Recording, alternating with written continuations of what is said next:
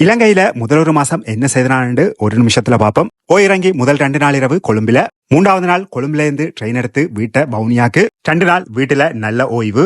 அடுத்தது மன்னார் மாவட்டத்துல ஒரு சில இடங்கள், திரும்ப வவுனியாவில 2-3 நாள், அடுத்தது தம்புல்ல, சிகிரியா, அப்படியே போய் கண்டியில 2 இரவு 3 பகல், கம்பள நகரம் உட்பட கண்டி பெரதனியாவில இருந்து ட்ரெயின் எடுத்து நேர பதுள மாவட்டத்துக்கு, பதுளையில ஒரு இரவு, அடுத்த நாள் பதுள மாவட்டத்தின் துன்ஹிந்த நீர்வீழ்ச்சிக்கு, அங்கிருந்து எல்ல ராவண நீர்வீழ்ச்சி, நைனாக்ஸ் பிரிட்ஜ், லிட்டில் ஆதாம்பேக்ஸ் உட்பட எல்லையில 2 இரவு நின்றன். எல்லையில இருந்து பண்டாரவள ஊடாக கப்புத்தல, அங்க ஒரு இரவு.